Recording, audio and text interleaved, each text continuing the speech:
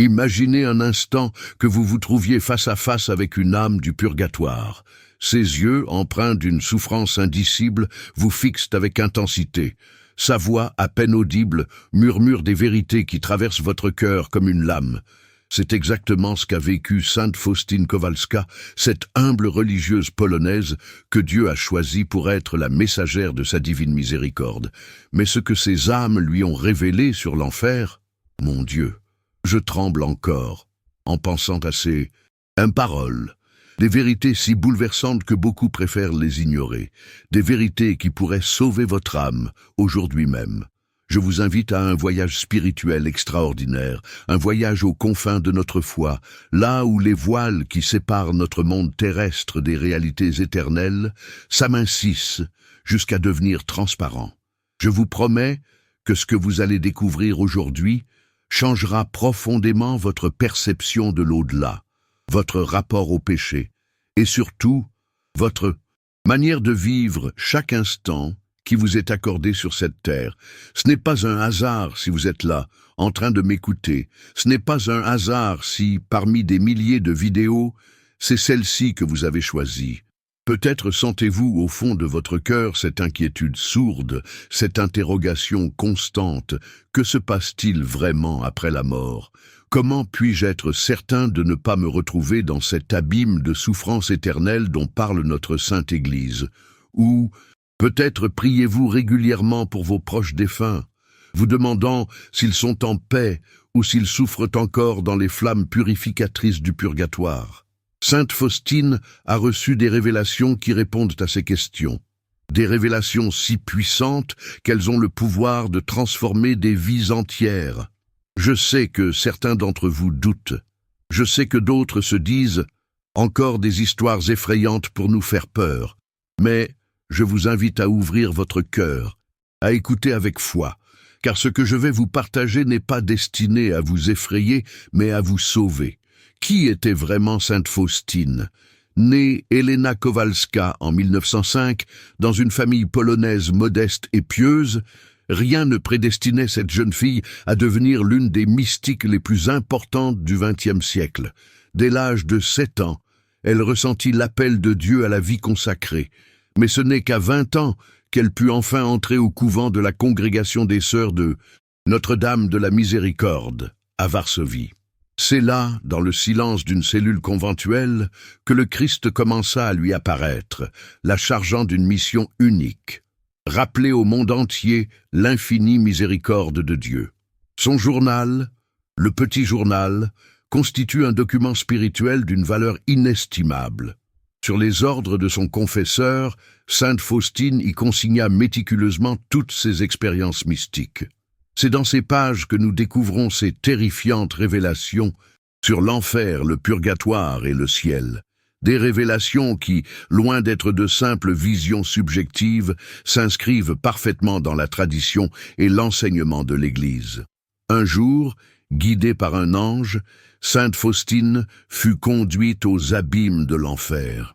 Ce qu'elle y vit la bouleversa à tel point qu'elle écrivit « J'écris cela sur ordre de Dieu, afin qu'aucune âme ne puisse s'excuser en disant qu'il n'y a pas d'enfer, ou que personne n'y a été et ne sait comment c'est. » Quelle audace! Quelle obéissance! Imaginez un instant le courage qu'il lui a fallu pour affronter de telles visions, pour les coucher sur le papier, sachant pertinemment que beaucoup se moqueraient d'elle, la traiteraient d'hystérique ou de folle. Mais que lui ont réellement révélé ces âmes souffrantes du purgatoire sur l'enfer? C'est ce que je vais vous dévoiler maintenant. Et je vous assure que ces révélations vont ébranler les fondements mêmes de votre foi. La première révélation choquante concerne la nature même de l'enfer. Contrairement à certaines représentations populaires, l'enfer n'est pas simplement un lieu de flammes et de tourments physiques. C'est avant tout un état de séparation éternelle d'avec Dieu. Les âmes du purgatoire ont confié à sainte Faustine que cette séparation constitue la souffrance la plus atroce, bien plus douloureuse que toutes les tortures imaginables. Imaginez l'âme humaine, créée pour l'union avec Dieu, soudainement et irrémédiablement coupée de sa source. C'est comme si on arrachait le cœur d'un corps vivant et qu'on attendait qu'il continue à fonctionner normalement.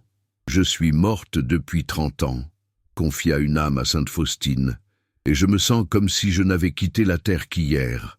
Oh, comme le temps passe lentement dans la souffrance. Cette révélation sur la perception du temps dans l'au-delà est terrifiante. 30 ans ressentis comme un jour. Imaginez l'éternité, une souffrance sans fin, sans espoir de soulagement, où chaque seconde s'étire comme des siècles. C'est précisément cette absence d'espoir qui caractérise l'enfer, contrairement au purgatoire où, malgré d'intenses souffrances, les âmes sont soutenues par la certitude de leur salut futur. Une autre âme s'adressa à sainte Faustine en ces termes: « Ma souffrance est indicible, mais la plus grande torture est la certitude d'être damné. » Cette révélation nous fait comprendre que l'enfer n'est pas une punition imposée arbitrairement par Dieu, mais la conséquence naturelle et inévitable des choix que nous faisons durant notre vie terrestre. C'est nous qui choisissons l'enfer lorsque nous rejetons délibérément et obstinément l'amour de Dieu, lorsque nous refusons de nous repentir. Le récit de sainte Faustine devient encore plus poignant lorsqu'elle décrit les différents supplices correspondant aux différents péchés. J'ai vu les tourments particuliers et horribles préparés pour ceux qui ne croient pas en l'existence de l'enfer, écrit-elle. Quelle ironie! Tragique! Ceux qui nient l'existence de l'enfer souffrent davantage lorsqu'ils s'y trouvent confrontés. C'est comme si leur incrédulité ajoutait à leur tourment l'amertume du regret. Si seulement j'avais su, si seulement j'avais cru. Mais le témoignage le plus bouleversant vient peut-être de cette âme qui chuchota à l'oreille de sainte Faustine. J'ai eu toutes les chances de me sauver. Dieu m'a donné des grâces en abondance, mais je les ai rejetées par orgueil. Maintenant, je comprends la valeur inestimable de chaque instant de vie terrestre. Mes chers frères et sœurs, comprenez-vous la portée immense de cette révélation? Chaque instant de notre vie est une opportunité de salut. Chaque prière, chaque acte de charité, chaque confession sincère nous rapproche du ciel et nous éloigne de l'abîme. Ne gaspillons pas ces précieux moments que Dieu nous accorde dans sa miséricorde infinie. Mais ce qui a peut-être le plus profondément marqué sainte Faustine, c'est la révélation concernant la miséricorde divine. Une âme du purgatoire lui confia: « Si j'avais su combien Dieu est miséricordieux, je n'aurais jamais désespéré. J'ai douté de sa bonté, et c'est ce doute qui m'a conduit ici. » Quelle leçon essentielle! Le désespoir, le doute de la miséricorde divine est l'un des pièges les plus dangereux tendus par l'ennemi. Satan veut nous faire croire que nos péchés sont trop graves pour être pardonnés, que nous sommes au-delà de la miséricorde de Dieu. C'est un mensonge. Aucun péché, aussi horrible soit-il, ne peut épuiser l'océan infini de la miséricorde divine. Saint Jean-Paul II, lors de la canonisation de sœur Faustine le 30 avril 2000, déclarait: « C'est vraiment un jour merveilleux que celui-ci où nous pouvons offrir au monde entier, comme un don de Dieu pour notre temps, la vie et le témoignage de sœur Faustine. » Et il ajoutait: « Par la canonisation de sœur Faustine, je veux transmettre ce message au nouveau millénaire. Dieu est amour miséricordieux. » Oui, Dieu est amour miséricordieux, mais n'oublions jamais qu'il est aussi justice parfaite. C'est précisément ce paradoxe apparent entre miséricorde et justice qui constitue l'une des révélations les plus profondes faites à sainte Faustine. Une âme du purgatoire lui expliqua: « La justice de Dieu est parfaite, mais elle est toujours imprégnée de miséricorde. Même dans les flammes du purgatoire, nous ressentons cette miséricorde qui tempère nos souffrances. » Cette vision équilibrée nous permet de comprendre que l'enfer n'est pas une contradiction de l'amour divin, mais sa confirmation. Car un amour véritable respecte toujours la liberté de l'autre, même lorsque cette liberté s'exerce pour le rejet. Maintenant, permettez-moi de vous partager l'une des expériences les plus terrifiantes vécues par sainte Faustine. Dans son journal, elle écrit « J'ai été conduite par un ange dans les gouffres de l'enfer. C'est un lieu de grand supplice, et son étendue est terriblement grande. Les Genre de supplice que j'ai vu. La première torture qui constitue l'enfer, c'est la perte de Dieu. La deuxième, les perpétuels remords de conscience. La troisième, le fait que le sort des âmes ne changera jamais. La quatrième torture, c'est le feu qui va pénétrer l'âme sans la détruire. C'est une terrible souffrance, car c'est un feu purement spirituel, allumé par la colère de Dieu. La cinquième torture, ce sont les ténèbres permanentes, une odeur terrible, et malgré les ténèbres, les démons et les âmes damnées se voient mutuellement et voient tout le mal des autres et le leur. La sixième torture, c'est la compagnie continuelle de Satan. La septième torture, c'est un désespoir terrible, la haine de Dieu, les malédictions, les blasphèmes. Cette description minutieuse des tourments de l'enfer n'est pas destinée à nous terroriser, mais à nous réveiller. C'est un cri d'alarme, un avertissement solennel qui nous est adressé par amour. Car celui qui aime véritablement avertit des dangers, même au risque d'être mal compris ou rejeté. Une autre révélation frappante concerne les péchés qui conduisent le plus souvent en enfer. Une âme confia à sainte Faustine: ce ne sont pas toujours les péchés graves qui condamnent, mais souvent l'indifférence, la tiédeur spirituelle, le report constant de la conversion. Cette révélation est particulièrement pertinente pour notre époque. Combien d'entre nous reportent sans cesse leur conversion véritable? Demain, nous disons-nous, demain je prierai plus intensément. Demain je me réconcilierai avec ce frère que j'ai offensé. Demain je me confesserai. Mais ce demain pourrait ne jamais venir, et nous risquons d'être surpris par la mort dans cet état d'indifférence qui, selon ces révélations, est plus dangereux qu'on ne le pense généralement. Un aspect particulièrement troublant des révélations faites à sainte Faustine concerne le purgatoire lui-même. Contrairement à certaines conceptions édulcorées, le purgatoire n'est pas un lieu de repos confortable ou une simple salle d'attente avant le paradis. C'est un état de purification douloureuse, nécessaire pour ceux qui meurent en état de grâce, mais dont les âmes portent encore les cicatrices du péché. Une âme du purgatoire décrivit à sainte Faustine sa souffrance en ces termes: « Ma torture consiste à désirer Dieu ardemment. L'attrait de sa présence est si fort que je me consume dans ce désir, et pourtant je ne peux pas encore le rejoindre, car je ne suis pas suffisamment pur. » Cette révélation nous rappelle l'importance de la pureté d'intention dans nos actions. Il ne suffit pas de faire le bien extérieurement. Nos motivations profondes, nos attachements secrets, nos résistances intérieures à la volonté divine, tout cela devra être purifié, soit dans cette vie par la prière, la pénitence et les épreuves acceptées avec amour, soit dans l'autre vie, dans les flammes purificatrices du purgatoire. Mais ne vous méprenez pas sur mes propos. Ces révélations sur l'enfer et le purgatoire ne sont pas destinées à nous plonger dans l'angoisse ou le désespoir. Au contraire, elles sont des manifestations de la miséricorde divine, car elles nous avertissent pendant qu'il est encore temps. Comme me disait souvent ma grand-mère, il vaut mieux pleurer de repentir sur terre que de brûler de regrets dans l'au-delà. D'ailleurs, parallèlement à ces visions terrifiantes, sainte Faustine a reçu des révélations extraordinairement consolantes sur la miséricorde divine. Le Christ lui-même lui a dicté la célèbre prière du chapelet de la divine miséricorde et lui a promis « L'âme qui vénérera cette image ne périra pas ». Il s'agit bien sûr de la fameuse image du Christ miséricordieux, avec ses deux rayons émanant de son cœur, l'un pâle symbolisant l'eau qui purifie les âmes, l'autre rouge représentant le sang qui est la vie des âmes. Le message central de toutes ces révélations pourrait se résumer ainsi: la justice divine est réelle, l'enfer existe véritablement, mais la miséricorde de Dieu est encore plus grande que notre péché. Comme l'a écrit sainte Faustine dans son journal, plus le pécheur est grand, plus il a droit à la miséricorde divine. Quelle parole d'espérance! Toutefois, et c'est là un point crucial, cette miséricorde infinie doit être accueillie avec foi et humilité. Elle n'est pas une assurance tout risque qui nous permettrait de pécher tranquillement. Le Christ a dit explicitement à sainte Faustine que les plus grands pécheurs mettent leur confiance en ma miséricorde. Ils ont droit avant tous les autres à la confiance en l'abîme de ma miséricorde.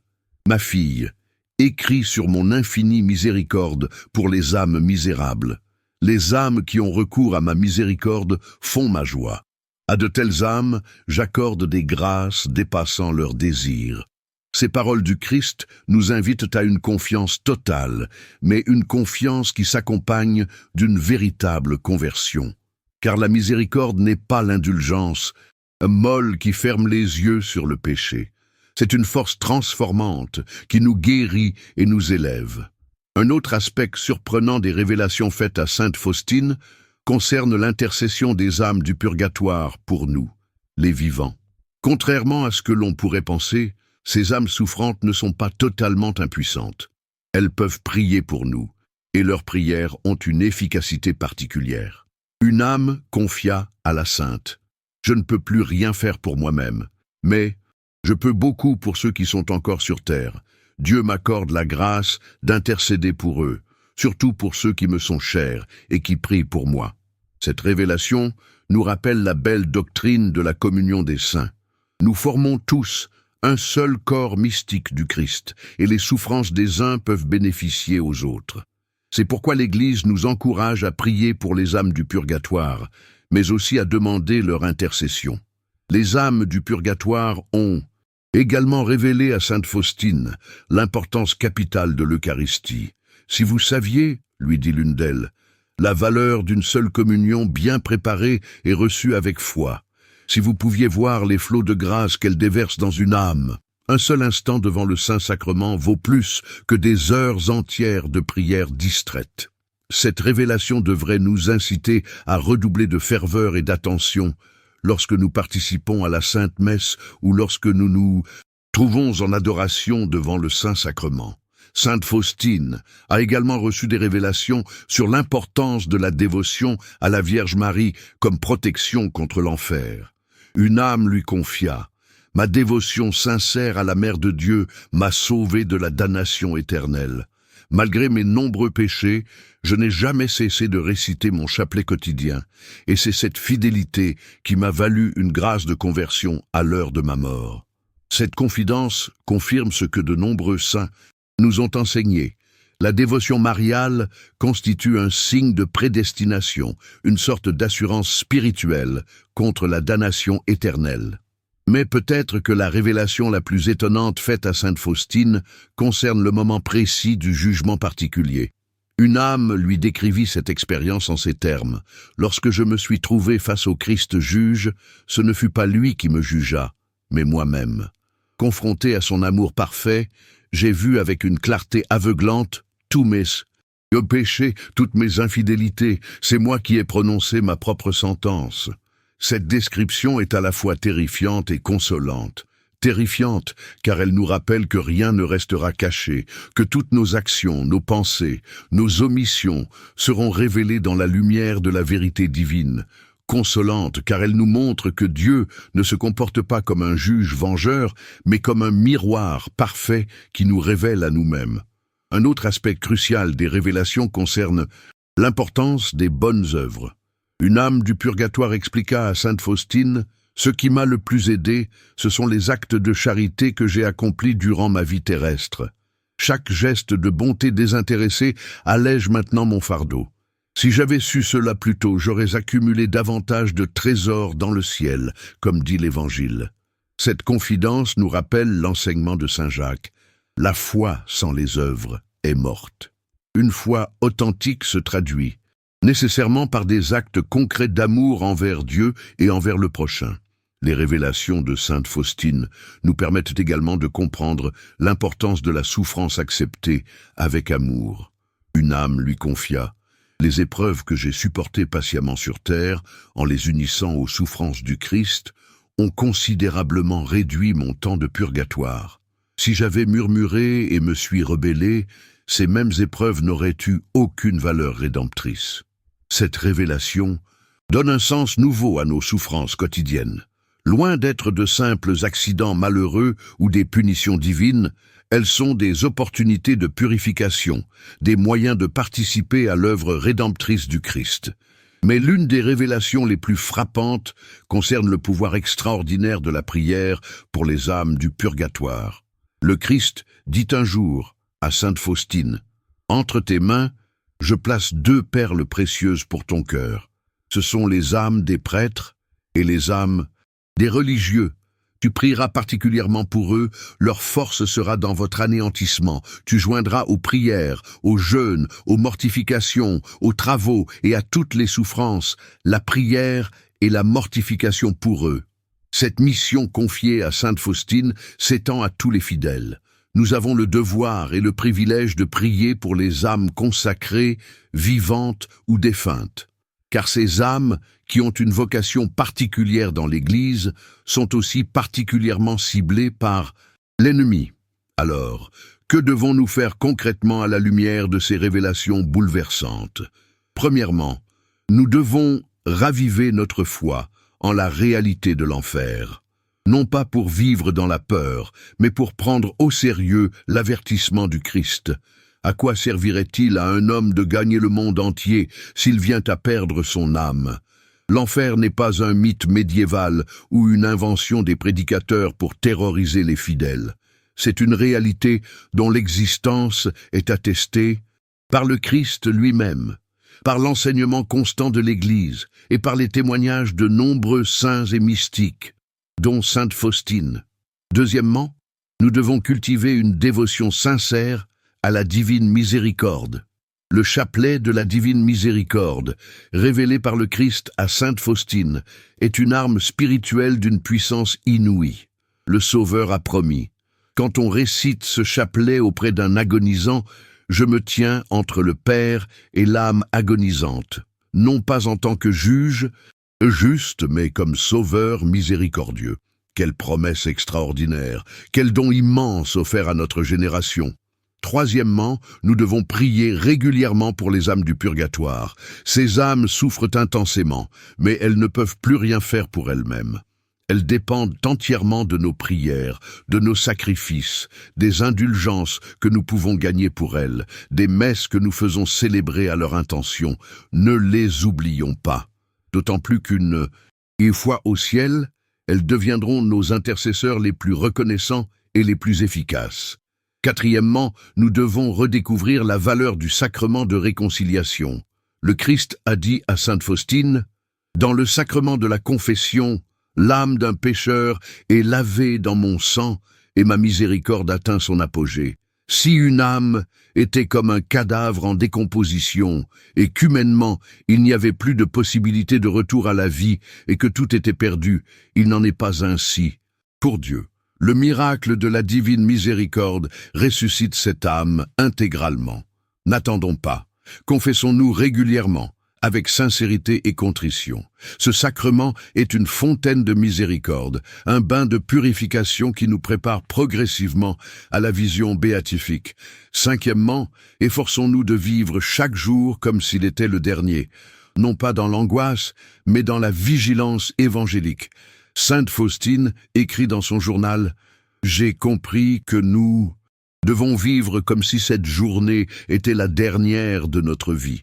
Chaque matin, je dois me demander, si le Christ venait aujourd'hui, serais-je prête à le rencontrer? » Cette attitude de vigilance nous préserve de la tiédeur spirituelle, de l'indifférence, de la routine qui constitue, selon les révélations reçues par la Sainte, des dangers plus graves qu'on ne le pense généralement.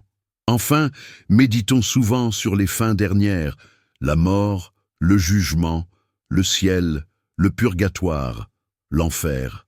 L'Église, dans sa sagesse, nous a toujours encouragés à cette méditation salutaire, non pour nous effrayer, mais pour nous maintenir dans la vérité de notre condition. Nous ne sommes que des pèlerins sur cette terre. Notre vraie patrie est ailleurs. Toutes nos actions, toutes nos décisions ont des conséquences éternelles. Le message de la divine miséricorde, révélé à sainte Faustine, est plus actuel que jamais. Dans un monde qui nie de plus en plus l'existence même du péché, qui relativise tout, qui prétend que toutes les voies mènent au salut, ce message résonne comme un rappel à la fois sévère et miséricordieux. Sévère, car il nous rappelle la réalité du jugement divin. la possibilité réelle de la damnation éternelle. Miséricordieux, car il nous ouvre les trésors infinis de la tendresse divine, prête à pardonner même les crimes les plus abominables, pourvu que le pécheur se repente sincèrement. Chers amis, ne laissez pas passer cette occasion de grâce.